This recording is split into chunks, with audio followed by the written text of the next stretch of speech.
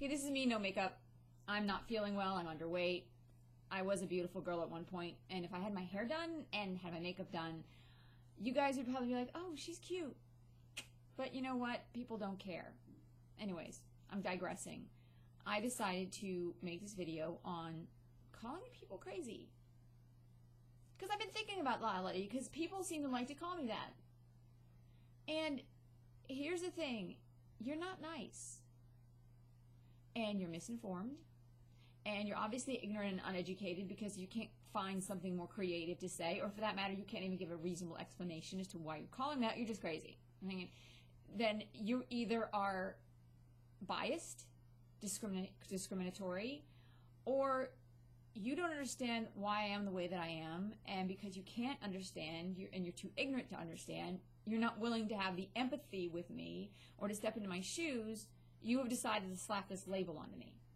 Well, okay, just as a little test, I decided to type into Google calling someone crazy. And maybe I should do a series of this where you like type something into Google and see what you get, all right? First article is 6 reasons crazy is never a thing you should call someone. Bustle articles. And I don't know if they'll give me a list. Please, maybe it's not going to be easy, is it? Normal is subjective. Just because you don't personally understand someone's experience, that doesn't make it invalid. Duh. Calling a girl crazy is usually just a means to dismiss how she is feeling. Yeah, that one especially, like Arnie Starr, Eric Dane, and I don't know, Patrick Dempsey maybe, since you didn't believe I was a lawyer. John Ponzio, who belittled me and thought that I was just because I was an extra, or basically implied I was just an extra and that was all I was ever going to be. Jeremy Gilbreth, who wanted to basically make everyone think that I was a liar. Okay, I digress. Using the word to describe erratic, frightening behavior stigmatizes mental illness even more. See, here's the thing. I have an incurable autoimmune disease. And at one point I did have and I still get them, anxiety attacks. But even when I was at my worst, the only thing I ever did was flash a security guard. Yeah.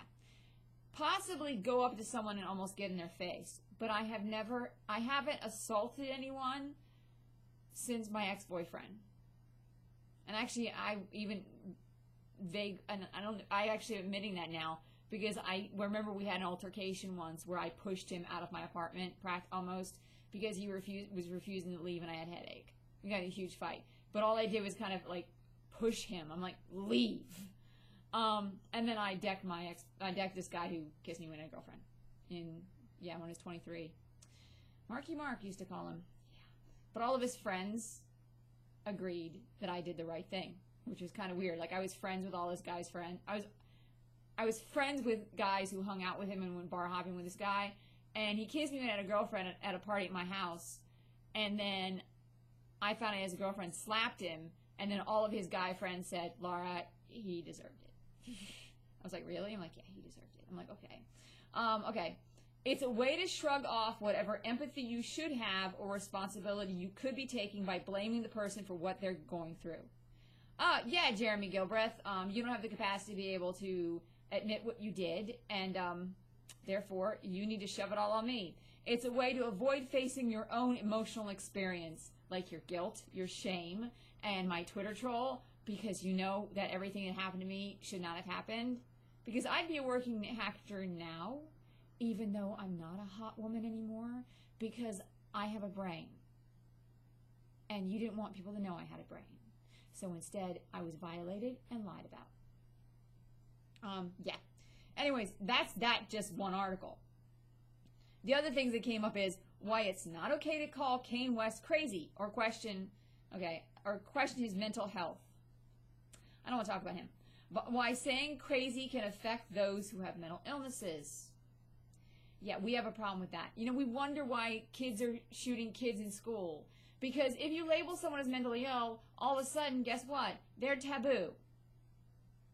Oh, we can't be seen with that person. We can't hang out with that person. They're evil. They're horrible. They're mean. And what's really ironic when a member of the mental health community does that to other people, it's really funny. But I think it's funny. Not really funny, but crazy people synonyms or crazy people antonyms.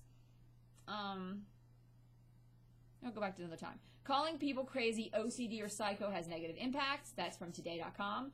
Why you should reconsider calling someone crazy, the Odyssey Online. Why we need to stop calling Trump crazy when we really mean, okay, I should come back to that one. Why we should stop calling people crazy. That's the Huffington Post Canada. How to call someone stupid, smart, or crazy in English. Okay, well, I wonder what language that is. Wait a minute. How to call someone stupid, dumb, or crazy, and what language is it, though? Introducing new Bidurium B-Sites. Oh, stop. Okay, it's giving me a commercial. Hi, welcome to Ingvid.com. I'm Adam. Today's lesson. Oh, it's just English. So guess whatever language you speak, it's an English lesson on how to say those things. All right. Well, here, I want to go back to the Trump one. Why we need to stop? I don't think I've actually called him crazy per se. I've called him a narcissist. Okay. When we really mean, oh, that's good. Okay. Why we need to stop calling Trump crazy when we really mean dangerous. I like that one, actually. This is from it's an interview, talkproperty.org. Question when President Trump hit a fever pitch this week following his tweets about the size and potency of his nuclear button. Yeah. Dangerous. Dangerous, dangerous, dangerous, dangerous. I sat down with Rebecca Coakley, a senior fellow for disability policy at the Center for American Progress, to discuss this. Oh, wow. Okay. I'm going to read a quote from Leslie Templeton from the Women's March Disability Caucus. She just posted a series of snapshots of news clips talking about the mental status of Trump. She said, when you read stuff like this, having said ish yourself, it makes you feel small. It makes you feel inferior. It makes you feel weak. Not only do I feel like my rights are being attacked by Trump, I feel who I am being attacked. I feel who I am is being attacked by the American people. These are people's lives. The accusation of someone's unfitness to serve in any sort of role, whether as a parent, colleague, a boss, an educator, is impacted by the slightest accusation, especially around mental health. It's not about someone being PC or not. It's really about a lack of understanding of the impact of labeling someone without irrefutable proof. Yeah, thank you, SAG-AFTRA. Thank you, Jeremy Gilbreth. Thank you, my former friends on the East Coast. Really, thank you. Oh, I realize my hair is really kind of... Maybe it is blonde. Okay, sorry, I'm digressing again.